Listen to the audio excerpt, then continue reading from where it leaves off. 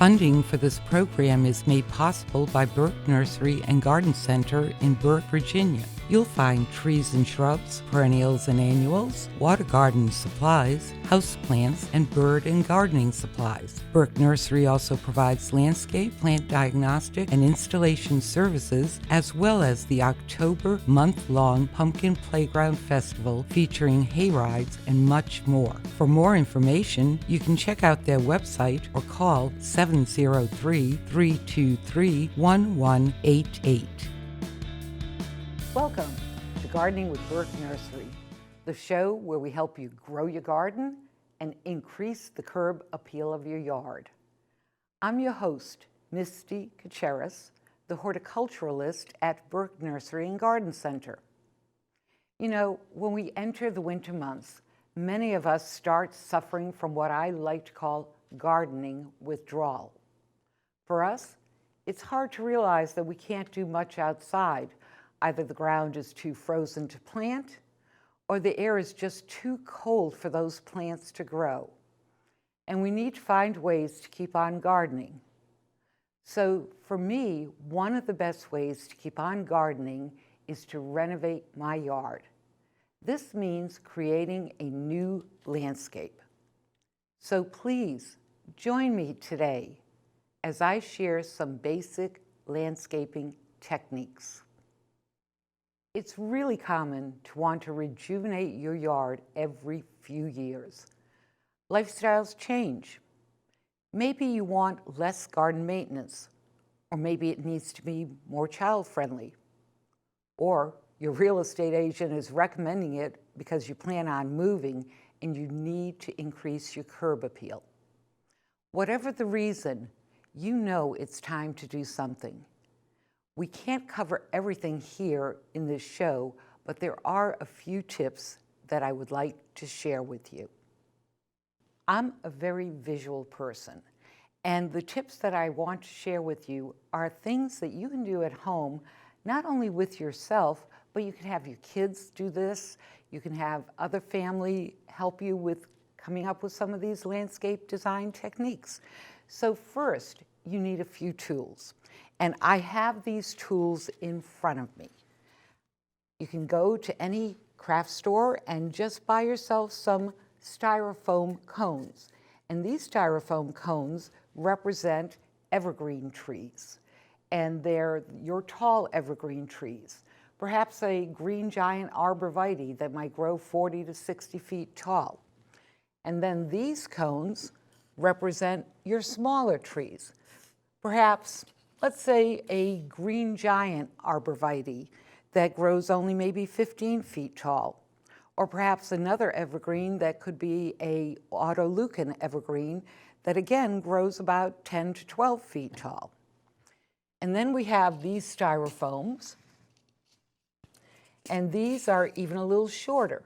And these maybe you're looking at autoleucon laurels, or maybe you're looking at other shrubs that are getting maybe 6 feet tall. And then the other that I have here for styrofoam are these.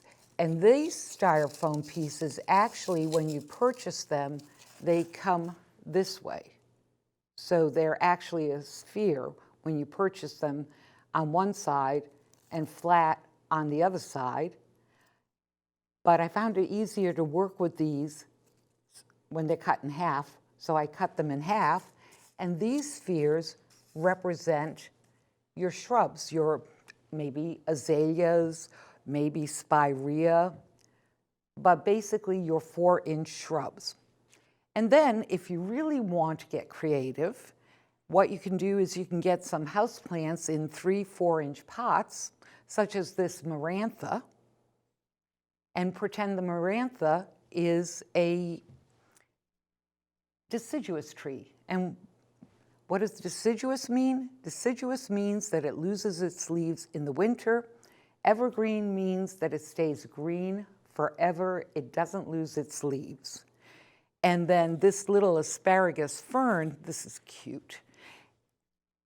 I could use that either as a pine tree or maybe another tree that, a cypress. So anything that has more of an open concept. And then these two small little plants, some people think they're vincas, but these are actually what I call bonsai starter plants. And these small little plants are known as snowballs. And the snowball actually, eventually in a bonsai, will get some little white flowers, which is why it's called snowball. But these you can use to say, all right, I want to pretend that I have some euonymus, or I want to pretend I have some other kind of variegated plant in my landscape. And then finally, I have here, which you can pick up at any garden center or you can pick up at any craft store. This is moss. And so the moss I may use as lawn, but I also, because it's green and because it's very, very low, I also like to use it where I would put perennials. So these are the various tools that I start with. What I'd like to do now is I'd like to show you the next tool, actually. So these are the tools that I start with that represent the plants, and this is one of the tools that I start with. This is a regular box. I put in little windows. I put in a door, put in a bay window here, another window there. I have the pathway. And this is pretty indicative of what you might see with a colonial home. Perhaps you could imagine if it just had one story, it could be a ranch. And I like this rustic look because if you're working with your children, then you can just take any box, you can take any paper, and any other, this is an old file folder that I just cut up, and you and your children can just basically say, okay, so what's the design of my house? And find a box that replicates the basic shape of your house. What I'd like to show you is a recent client that I worked with who asked me to come in and give her a little more curb appeal interest. And basically, the house was pretty similar to what you see with a lot of homes. Remember, these are your shrubs. So this house, to start with, had 3 shrubs. 2 under the bay window, and 1 under the other window. And then, of course, you have the door, and these shrubs flanked the door so that you knew where the door was. Yes, I actually had a house that I did some landscaping, and we couldn't even see the door from the front, the way it was built. Very strange. But in this case, you can see you have the door. But what you also may notice, and this is where I say I'm a visual person, and this is why I like these tools, is that you may notice everything looks flat. Everything looks the same. There's nothing that really sparks your interest, even if these weren't evergreen shrubs. And we can pretend that maybe these are boxwoods, or maybe these are dwarf Japanese hollies. Those are great foundation shrubs to have because they're low to no maintenance. But if that's all you have, it could be a little boring. So I suggested maybe to consider to add a little more interest, to put in a tree here. And if you look, your eye still goes up to the door, but it now starts curving around to the rest of the yard. Well, that may have been a good start, but it needed a little something more than just that. So I recommended that and by the way, to put this arborvitae in here, and this could also be a holly if you prefer a holly. It depends on the lighting. Hollies prefer shade, arborvitaes prefer light, bright light. So we had removed one of the shrubs, but now let's remove both of these shrubs, and we're going to move this arborvitae over, and now it extends a little past, and then maybe plant a few shrubs near it. And then what I was talking about with the moss that represents either your perennials or grass, well, in this case, this is going to be representative of perennials, so, or annuals even. But basically, I recommended that the person put some flowers in this section and leave the main evergreens to flank. They leave that because I'm not really what I call a structured kind of person. I prefer more of a little looseness. And so to me, this gives it more of a flow. And structured is more of a linear line.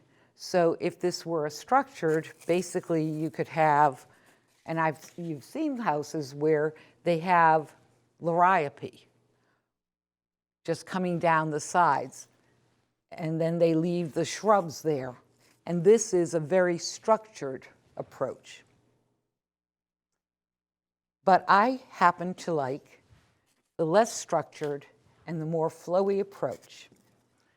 So here is one example of a landscape design, oops, get rid of those perennials as well, that you can have to help add some interest to your curb appeal. The next thing that I'd like to talk about is a backyard. Someone asked me to help them come up with a better concept in their backyard. They had a flowering plum. So if we're looking, the house would be at the front here. So if our backs are to the house, this is the left side. This represents, these boxes represent their fence. And then they had a fir tree. Actually, it was a pine tree, so that's where I'm using this asparagus fern on this side. And they wanted to do something special. They just wanted to, actually, what they wanted was to just create just a garden right alongside of the fence. And that's what they wanted to do. Now, one of the things that's very important in landscape design, and you might hear of this, it's called focal point. And focal point means that your eye has to know where it's going to reach so that your mind can relax and enjoy the scene. And when you look at this, the question I had to the person when I showed them this was, can you tell me where your focal point is? And they really couldn't because their eye jumped between the one tree and the other tree, and they didn't even realize, they just weren't feeling comfortable. There was this dissonance, this kind of little slightly jarring feeling, and they just really couldn't relax in that outdoors. So what I recommended, since we weren't going to remove the trees, is that they consider determining which side they wanted as their focal point. And even though there was a fence on the other side, in this example, I don't have a fence here because they chose to put the focal point to the left. And that's also not unusual in the American culture, because how do we read? We read from left to right. So our subconscious minds tend to go from left to right without even an awareness, which means if you need to determine where the focal point is, think of how you read, think of how your eye moves, and that will help you understand where you want to go with this focal point. So the left side. So we talked about a couple things. We talked about maybe putting some euonymus shrubs, because the other, some people like to call it spacing, some people like to call it perspective, but the focal point, that means that the tallest is always in the back. And then you have the shortest, or the shorter in the front. And if you wanted, depending on how large, and actually in this case, this did not work. We couldn't put in another garden here because this was a fairly small piece of property. So what we did to establish a focal point was that we put some smaller shrubs around, and you need to be cautious on one hand when you're putting them around the tree because you do have the tree roots to contend with, but we were able to actually put in some azaleas in between the tree roots. And the azaleas, they are partial shade plants. As a matter of fact, if you want to destroy your azaleas, plant them in an area where you get full sun in the afternoon. They fry. But plant them in an area where they get dapple shade, partial shade, maybe in full sun in the morning, they thrive. So we actually ended up planting azaleas here, and we decided to go with what we call the rebloomers, the double bloomings, and there's several names, trademark names for them, but that means in our area they bloom in the spring and they bloom again towards the fall months. And then we decided to create a little butterfly garden here. So you had the height here, you had about 4 to 5 feet of a shrub here, and then you had the butterfly garden, and because this part started to get more sun, so we were able to get some 4 feet plants, but some shorter plants, and that enabled the eye to kind of go down, but then move back up. So that's how you work with what we call focal point. So the third thing that we'll have time to cover today is color. And for those of you that like to look at things and say, whoops, we have a little continuity problem, yes, you're right. If you look behind me, I had all those pansies back there, and now here they are. And the reason is that the pansies represent a lot of the colors in the color wheel that I want to talk about. And the color wheel has the colors of red, orange, yellow, blue, purple, or if you want it, some people say magenta, but to me it's really purple, it's not magenta, and then green. But actually, technically, the way it goes is red, orange, yellow, green, blue, and purple. And if you would like a copy of the color chart that I have created, feel free to email me at misty@burkenursery.com. So why is it important to know about these color wheels? And the other color that's very important to add in is the color white. That's a very important color to add in. And some years you even get some pansies that are almost black, so black can be another color in the color wheel, but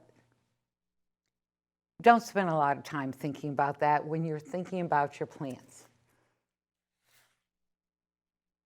When you're wanting to know what kind of plants to have in your yard, understanding the color wheel is very important. These colors here, your red, your orange, and your yellow, are considered warm colors. And warm colors tend to stimulate you. They tend to move the garden space closer to you. They are also more important if you want a garden that you notice more in the evening hours, the dusk especially, because they tend to become a little more brilliant as it gets darker outside.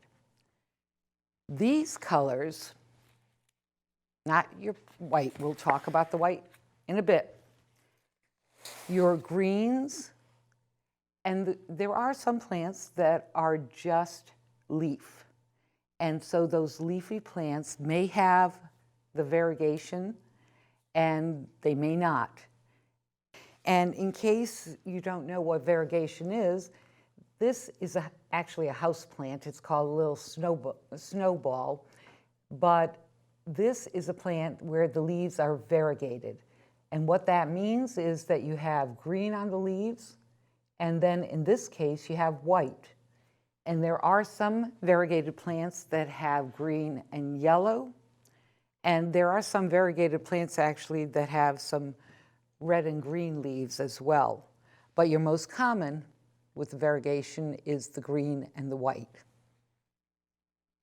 So your green, your blue, and your purple plants, these colors are your cool colors. These are the colors where the warm colors stimulate you, the cool colors relax you.